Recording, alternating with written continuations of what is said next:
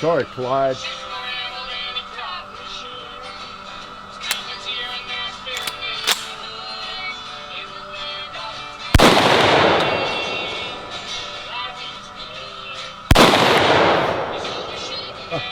Blank.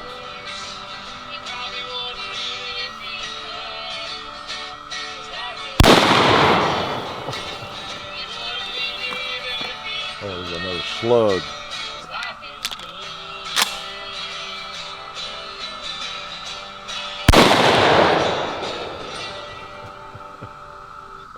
Hickok 45 here, your internet shooting companion, missing with a big bore, a big boomer.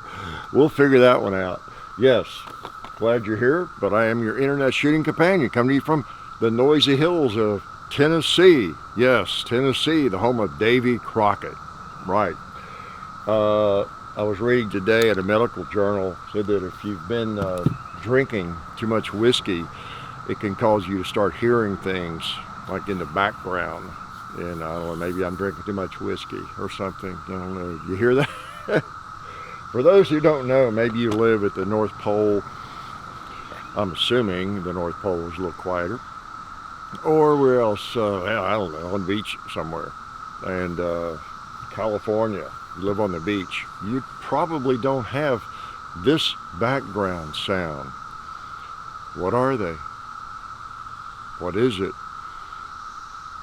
See, 10 of you have already typed it in. You know what it is. Cicadas. Yeah, we're in that season, that year. They've come out to attack in big numbers.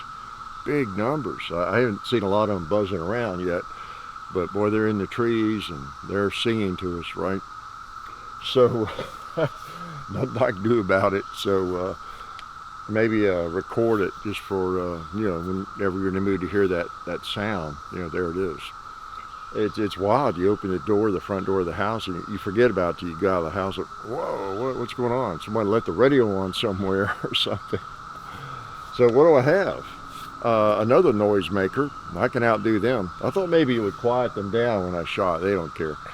But the Winchester SX4 shotgun, I have never fired one. So now I have. And I've been shooting it a little bit. Wanted to shoot it some more today, make sure it's broken in as best it can be before we do a video on it. Because I had I don't know, it didn't feed a slug right there, did it, at one point? And I don't get that. But it was some low brass stuff. I had I don't know, it was not wanting to feed early on, then it seemed to be okay. And I'm not surprised. Semi-automatic shotguns need a little breaking in usually. And so I was going to shoot it some more. And, before we do a video. So make sure I've got it sighted in roughly. I think what the problem is, I've got that rear sight. I put it all the way down because it was shooting high. Yeah. So I put it down as far as it would go. I think it's down as far as it'll go. I brought a screwdriver out here for another reason. I have another firearm that I haven't fired yet. Let's see. I need it. Yeah, I think it's all the way down. Okay. So that's right. I was probably going just over that gong. In fact, you want to find out? You want to see if I'm making that up? Because I'm shooting a different slug here. This is Hornady, American gunner. Hornady. They're 1 ounce slugs though. I picked up. I got those in. In Georgia. I stopped in. I think I told y'all on the way to the NRA meeting. I stopped at. What is it? Adventure Outdoors. Or Adventure Outdoor, one or the other, in Smyrna, Georgia, right? And I bought a bunch of these things. We have trouble getting slugs.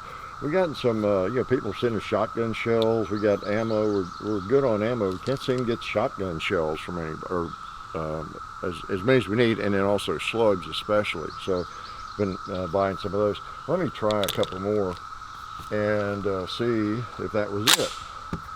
I think I forgot that it prints high. So I'm gonna hold on the bottom of that gong out there just so I got to solve this mystery early. Okay.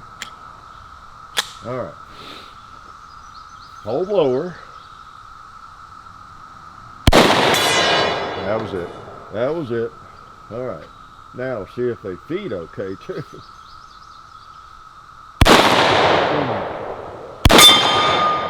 And they hit hard. Nothing like a slug, is it? So yeah, the Winchester SX4. I requested that from good old Davidson's Gallery of Guns, where you get a guarantee a lifetime replacement on any firearm purchase there. So check them out, Gallery of Guns, and they're really good to us. We've got oh man, I think we've got 3 other handguns, yeah, from them. So pretty, and I did put a pad on extender on that, make it a little bit longer for me. And interesting shotgun. I just never had a Winchester SX4, and I wasn't even familiar with it. I saw it in a kind of a defensive configuration, so I thought I'd try it. It did have a plug in it I had to take out. It was, you know, it was set up for like, I think like 2 rounds, 1 in the mag, and that was it. I don't think it would even hold 2 in a mag, but now it's 4 or 5. So there you go. And I've got another piece of hardware here I'll show you. Really appreciate, again, Gallery of Guns, and then Silencer Central do one thing really well. Make great suppressors, appreciate them. And SDI, the Sonoran Desert Institute, great distance learning school. And Alabama Holster, I'm going to go ahead and thank them because I use them so much. Yes, Alabama Holster, wonderful little Kydex holsters. I could probably put my hand on one anytime I want, right? So check them out, belt holsters, purse holsters, you name it. So hopefully we can get through today. The sound is a little annoying. I know in some older videos, you load them up or whatever, it's a video from 7 years, 8, 15 years ago, and you go, what is that? Oh yeah, that was the year the cicadas were out. You know, you can hear them in the background. So I don't know if it'll be like this all summer or what, but that's one obstacle. It's been raining a lot. It's going to rain tomorrow and the next day, and so I'm a little early this week again. But I wanted to get on out here. I feel like I could probably talk to you a little while. Since you saw me last, which was a long time ago, this time last week, I'm pretty sure I caught the old, the famous virus. Yeah. The C19, I think I had it, yeah. And I'm pretty much getting over it, but I mean, I feel pretty good. But yeah, really, head cold, it got me. And it's exactly like it was it 3 years ago? I just had it once. And the weird thing is, that's all I've had since the winter of 2018-19. So I think it was 2018, that fall, I had a cold maybe. Because I track that stuff, you know, because right around that winter, you know, I'm going to shot, and I don't want to be sick, avoidable, and all that kind of thing. So I just remember that time. And then when the big C hit, you know, in 2020, of course, everybody, you know, we were well aware if we had a head cold coming on or anything. Oh, is it just a cold, or is it the dreaded C, and all that. So I don't know what it is, because I typically in my life, sometimes maybe once a year get a little cold, but then probably most often I'd skip a year. Probably average about one every other year, sometimes miss 2 years, not have one, you know, but it's kind of probably an average of one every couple of years. And so I don't know what that's all about. All of a sudden, in my old age, I am impervious to cold germs or something. But I've had this twice now. And I know the last time I did all the testing to see if that's what it was, I'd never had it. I thought, wow, 2-3 years after it hits, I finally get it, huh? And because I went on living my life normally, you know. And that was in, I don't know, when was it, late 2022, maybe. And but anyway, with me, it was okay. I'm feeling a little bit of a sore throat one day, you know, maybe, and that night, next day, I think I can get the cold, I'm getting something. Yeah, and not feeling great that day. But then the next day it kind of hits you and you feel really rough. Yeah. And then the following day, feel not as bad, start coming out of it, and that's kind of what happened to me this week. And I'm on like coming out of it the second day or more. I feel like I kind of got my voice back, a little raspy, but life goes on. Life goes on.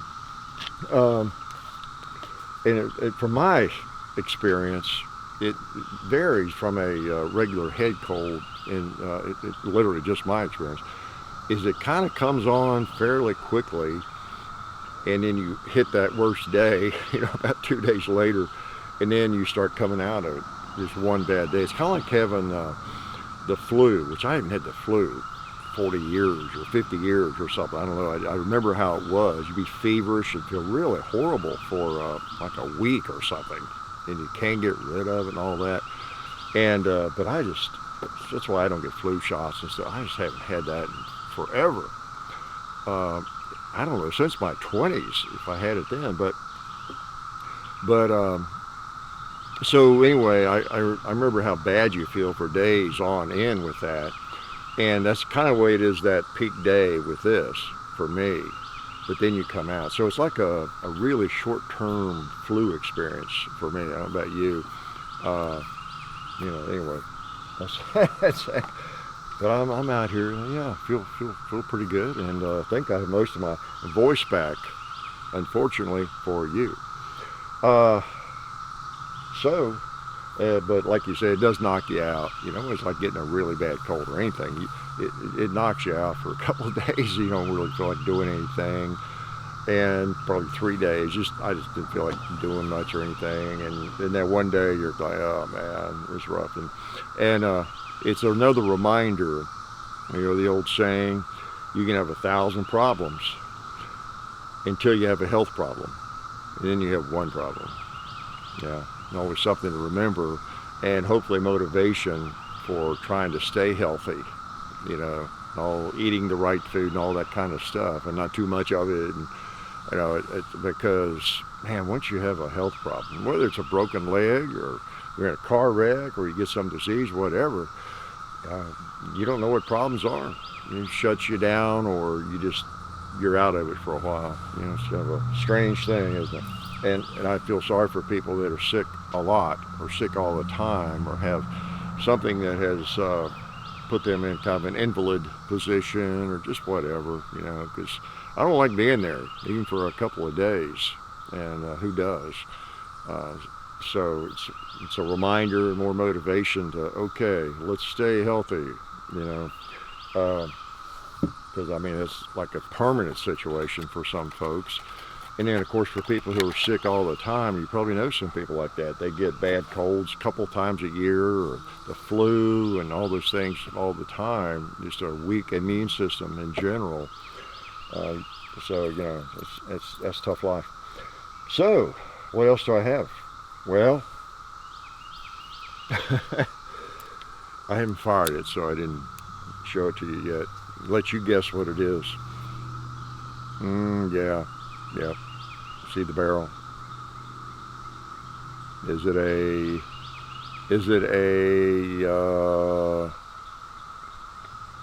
627? Looks like, doesn't it? Look at that chamber, though. A little bit bigger. Yep. 44, another 44 special. Looks like a mountain gun too. 44 Magnum mountain gun. But it is a 624. And what is a 624, you might ask? Look it up. I require you look it up. It is 44 special. Yeah. Big old end frame 44 special. So now I have the 44, I have the 24, model 24, and the model 624. And you recall I brought out the model 24 a few weeks back. It is a long barrel, 6.5 inch barrel. And this is a 4-inch barrel. So I have not fired it. I just now loaded it, and I'm going to test it. I brought screwdrivers. I won't mess around with it too much if it's way off or something, but maybe try to get it on target somewhere close. Hopefully the windage is okay. I don't know. This one was made in 85, 1985. How long has that been? A while, huh? Hard to believe that's been 40 years, which is almost 40, or almost 4 decades, right? 40 years. I'm just glad people take good care of their firearms by and large. And some people shoot them hardly at all, and that you can find things like this. Well, before I speak too favorably, I better make certain it shoots. I painted the front sight, and I cleaned it up and everything, and I just haven't had it out to shoot. I've been under the weather, as I said. So this is the Virgin Voyage for this model 624 5-incher. As usual, it's probably wise to start nearby here and see if it's accurate at about 3-4 yards, or 4 or 5 feet, rather. All right, let's see if it's accurate enough to hit the bullseye. All right, it did, but I feel like it went lower than I would like. Yep, same hole. So my guess is it's going to print lower. I'm going to have to raise the rear side a little bit. Let me try on a red plate. Well, no, that seemed right in the middle. Okay, try the other one. Let's try that one again. I'll hold on that hit. I'll try to. Well, I think I was holding a little bit low. Okay. What's that, 5? Let me try that red hanger right there. Well, I don't know. That seemed to hit right where I want. Okay. So it's got a tall sight, so when you're up really close, like an AR-15 or something, it's more likely to print a little bit lower.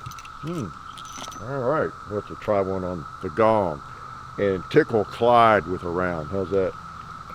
44 special. Man. Yeah. Feels good to get out and shoot something. Back outside. Yeah. Burn some powder. 44 special. Clyde, you need a round to help celebrate a new firearm. Yeah. Again, Clyde really likes 44 special. It doesn't travel so fast. He's got time to think about it before it hits him. So does the cowboy. Except he doesn't have as much time to think about it. His gets there quicker. All right, let's see if the gong can get near the gong with it. Yeah, that was a bad let off.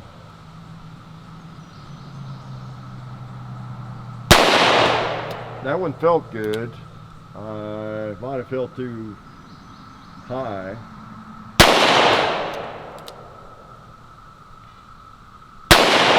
There we go. I was holding too low. All right. So, holding too low. Okay. So, 44 special. Why is it that so many, serious firearms enthusiasts, put it that way, real gun nuts, serious,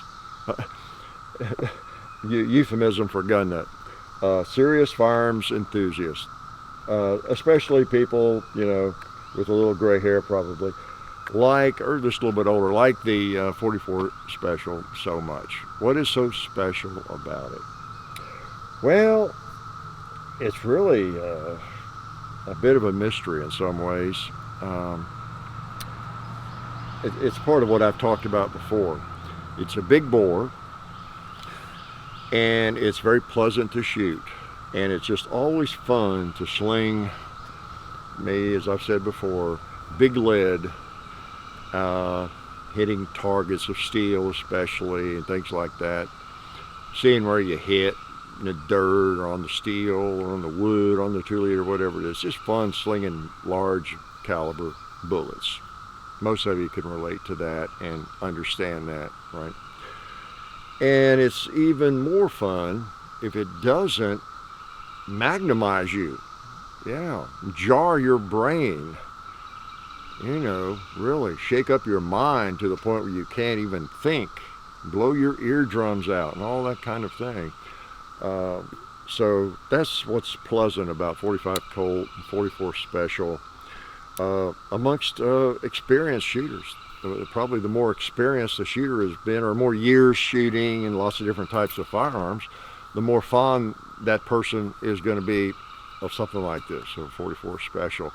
And it has nothing to do with being afraid of recoil. You know, I'm not afraid of recoil. I shoot Magnum stuff all the time. It's just very pleasant and very enjoyable, put it that way. And the gun is cool. You know, you get that mountain gun effect, the contoured barrel. You know, open it up here, empty, and show you the muzzle. You know, it's not a big old thick, heavy barrel like a mountain gun, and just which makes it lighter and balanced well. And I don't know, just a cool firearm. A cool firearm. 44 Special, 624. And they didn't make a ton of these. They made for a few years, and then that was it. So they're harder to find for a decent price you want to pay. They really are. So yes, I have an addiction to 44 Special. I confess. You may see another one pop up around here someday. The one I can't decide whether I want it enough that I would go for one. Come close over the years. Maybe I talked about this before, probably. Is the Lew Horton models with the 3-inch barrel. It's the same gun with I guess they have a round butt grip, right, and more the combat grips, smaller grip. I think they're round butt, and a 3-inch barrel. The Lew Horton 24s and 624s. They're really cool looking, but I don't know. They're big guns. The in-frame is a big gun. I've got a couple of in-frame 3-inch guns, you know, 44 Magnum. And truthfully, I don't get them out that much. The 3-inch 44 Special, really, if I laid the Lew Horton 3-inch, and sounds like I'm rationalizing, maybe I am, but I could lay one of those Lew Hortons, and they're beautiful down here, in my 696 44 Special, if you're familiar with that. It's a 3-inch barrel. It's kind of like and it's an L-frame, full underlug, 3-inch barrel, 44 Special. Didn't make that one very long either. I lay those down together, and it's a round butt, you know. And it really, as a shooter, it's more desirable or something to pack around and shoot than what a Lew Horton would be, you know, in an in-frame, because it's a smaller frame, just holds 5, but just a really convenient, really nice revolver. So anyway, so moral to that story is, I think in an in-frame, I know for a fact I enjoy 4-inch barrels or longer in an in-frame, even though I have a couple of 3-inch. But I bought those a long time ago, and I just tend not to get them out very often. As I've told you, I consider them 44 Specials, because you know, you're firing something really powerful with a 3-inch barrel. It's no fun. No fun. Can I shoot this again? Yep, 624. For those who don't know, we're not listening. Okay. Shooting a little Steinel here. I've got some Underwood. All right, so it could be, I would like to print just a tad higher. I'm gonna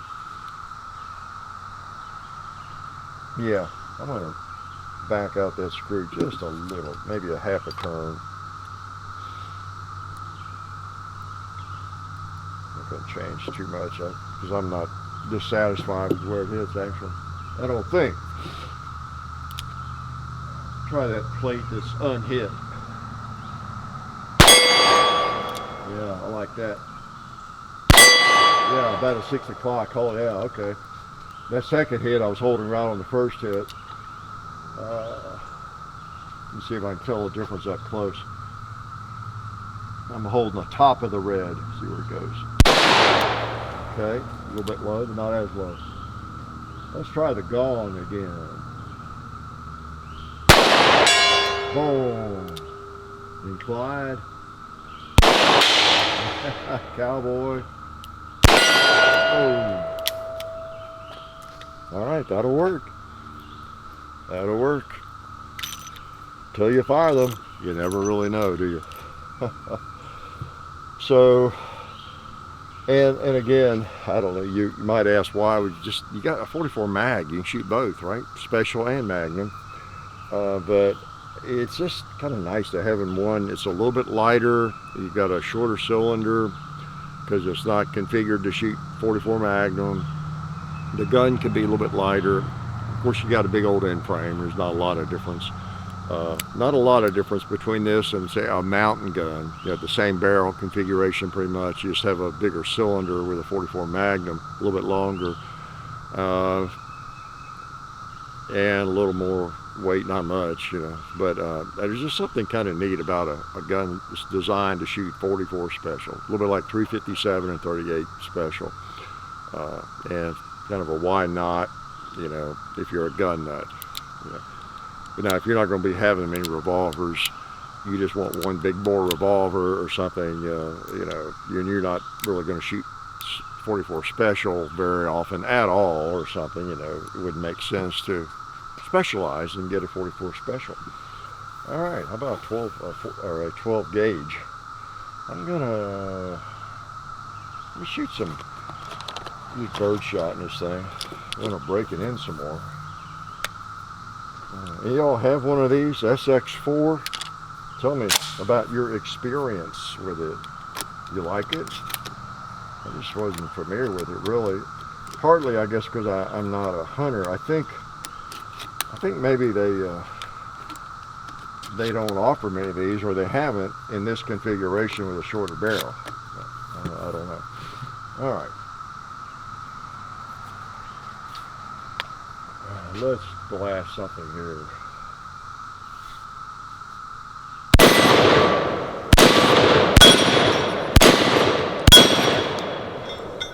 It's pretty good. Pretty good. Again, the SX4.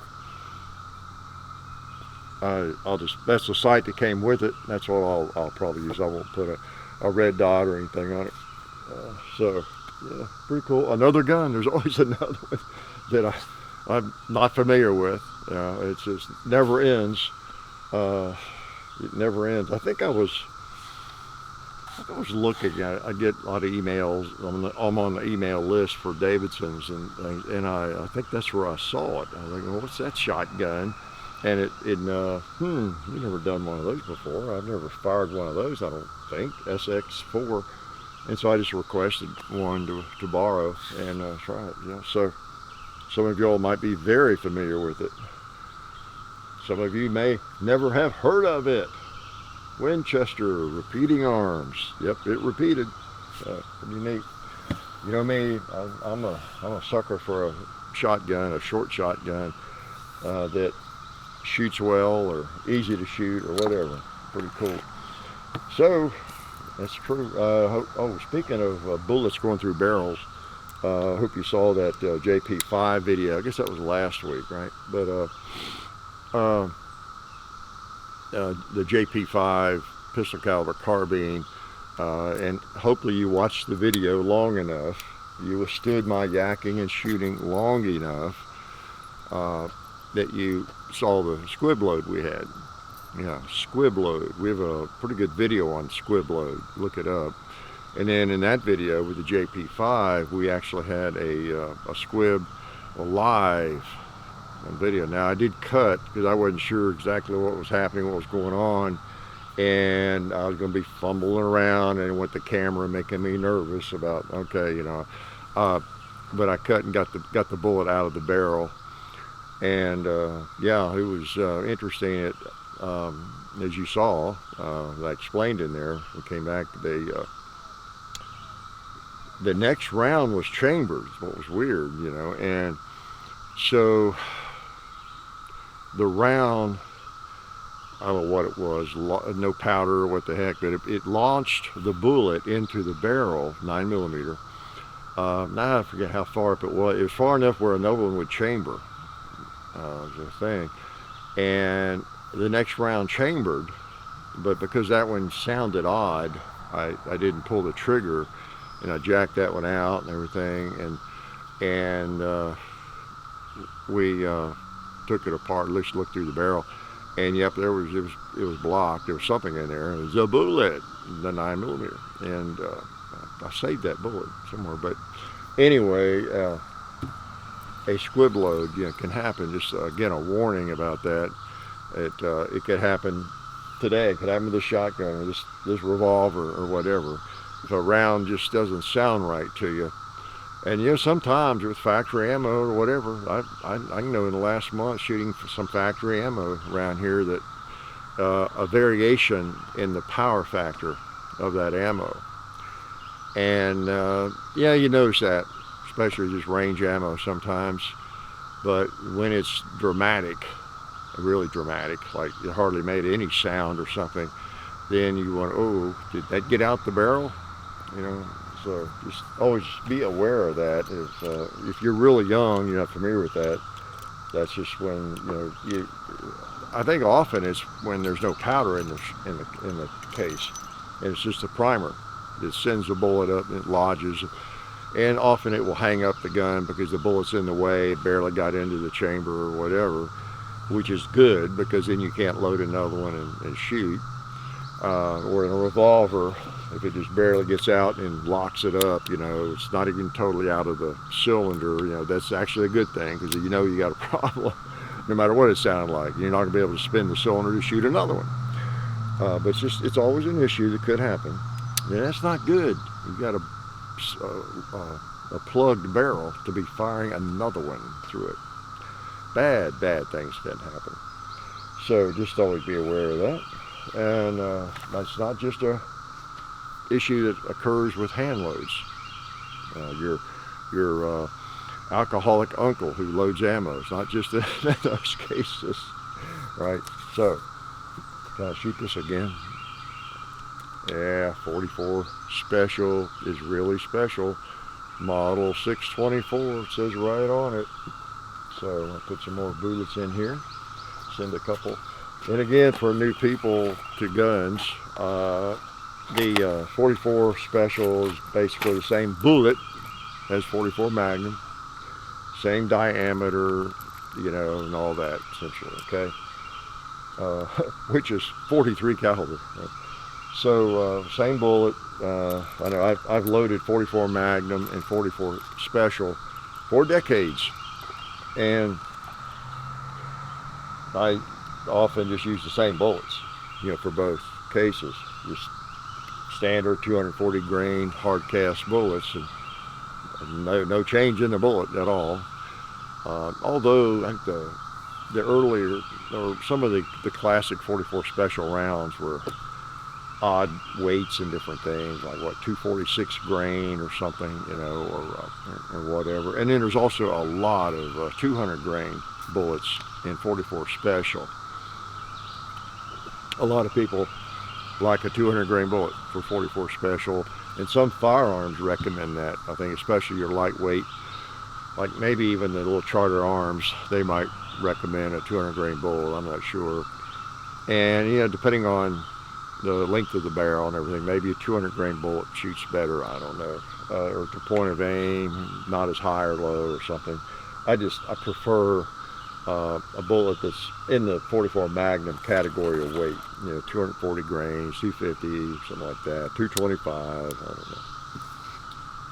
I don't know, 800 grains, something like that. All right, here's a defensive hollow point, Alabama holster. I'm gonna put one right on you. Oh, how about a hog shot?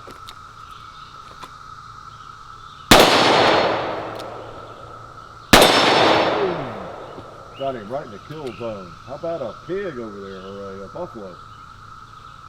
Oh, and high.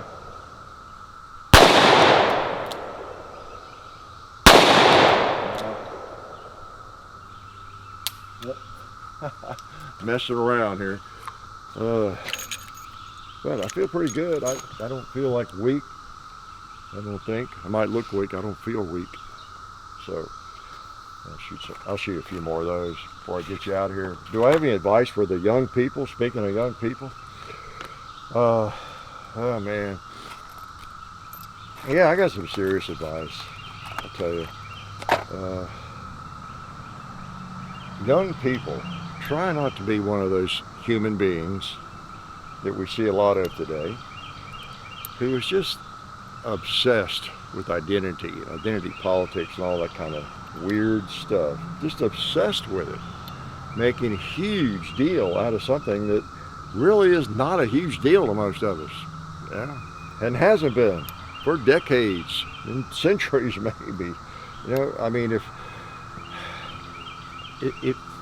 in my opinion, if you're just overly obsessed with what race people are and all that kind of thing and making huge deals out of that, then you have a really shallow mind, or else you are looking to gain something from that, to divide people. Let's face it, right?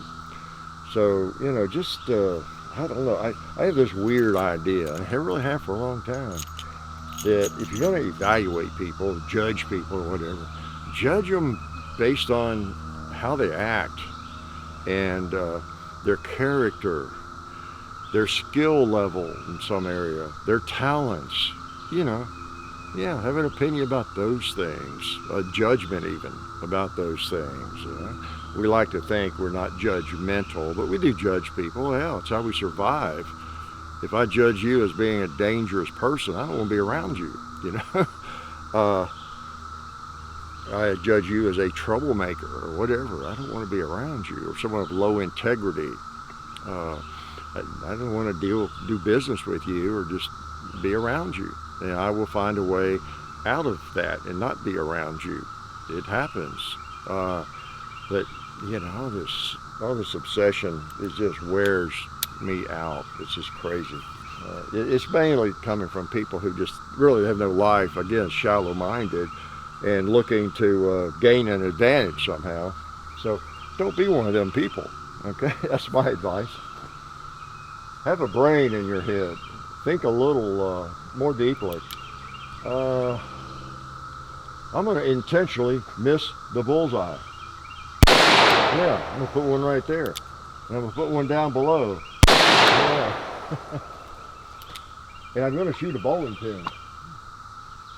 And another bowling pin. And do I have another bullet? Yes, I do. Oh, I even have another bullet.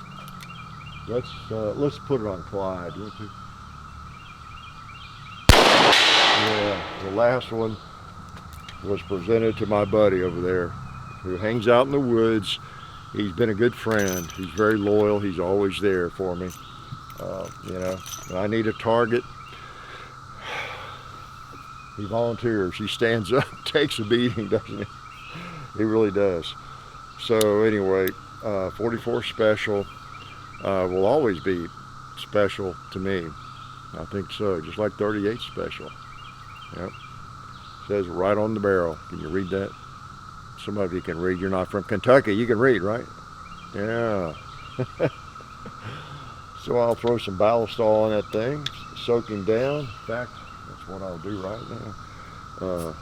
I've told you about how I do. I kind of wet them down before I go back to the barn and give a little chance to soak in, which is probably the case with about any lube you use or any cleaner. Give it a little chance to work, and it makes cleaning so much easier. It's kind of a why not, the way I see it. And however I see it is the best way to see it, right? Yeah, you all know that by now, sure. What I do, where are my paper towels? Oh, I keep one in my back pocket here, I think. Yeah. So, again, 44 Special, just a shorter case and a less powerful round than the 44 Magnum. Although it's not dependent on the length of the case to be determining the power necessarily. Now back in the black powder days, it did. You needed more space in there if you're going to get more velocity. Because black powder just was what it was. It's what everybody was using. And but now with modern powders, there's so many different kinds of powder, and it's more capable in terms of creating pressure with small amounts of it with some powders and all that. well, even in the throughout the 20th century. And that's why, you know, Elmer Keith was blowing up guns with various powders and trying to get magnum power out of a 44 special, 38 special, and just loading them up really, really hot with those special cases, 38 special, 44 special cases, you know, because you can load. I think my standard magnum load I use in 44 Magnum, I could probably get that same load in these cases and the bullet, you know, for example.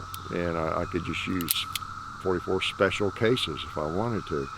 So anyway, just an extra note there that I probably will not invoice you for, will charge you for.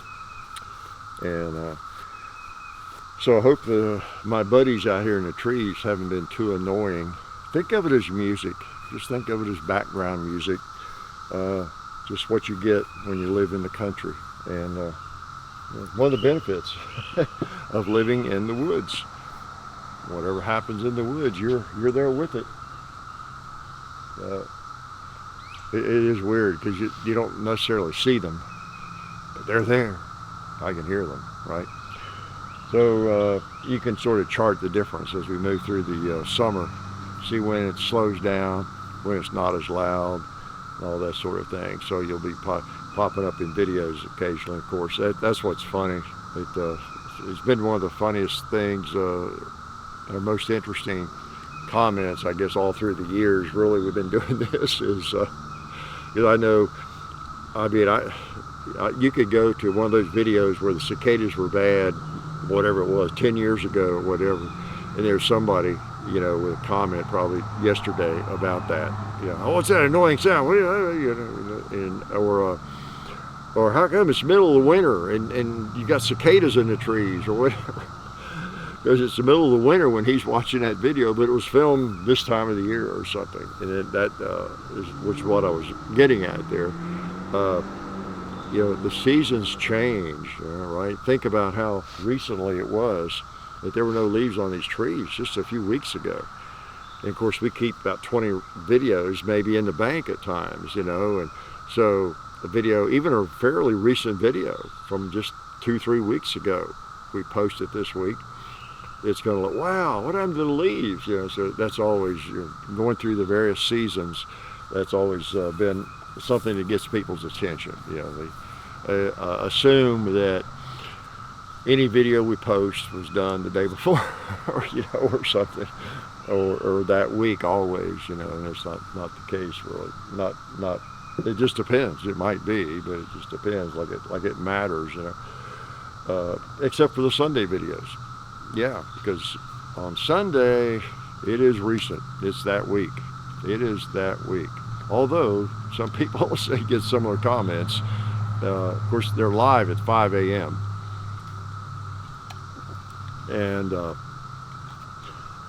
And you'll see comments, oh, it looks like it's not raining there. It's raining like crazy here, you know, or whatever. How you got snow on the ground? We don't have any snow, and I'm just north of you a little bit in Kentucky, or south of you, or whatever it is in Tennessee. And you know, it's like, well, actually, at 5 in the morning, it wouldn't just be raining or not raining or snow or no snow. It would be pitch dark, for one thing. Yeah, so if I was filming this on Sunday morning, it would be very dark in order for it to go live at 5 a.m. Yeah, some folks are quick to comment, and maybe, I don't want to insult our viewers, maybe sometimes a little slow to think. 5 in the morning, yeah, okay, so anyway, I'll be nice. So good to see you all. I hope you didn't pick up any ticks while you're out here this beautiful Sunday. Man, we're up to the 18th, right? Yeah, 18th of May. Whew, heat of the summer before you know it. So that's all right. 281 times I've been the fool. Come out here and talk to the camera in the woods while plinking, as if you're back there watching. Well, you better be. I won't be out here in the woods if you're not. So, appreciate your support, and I'll talk to you later. life is good.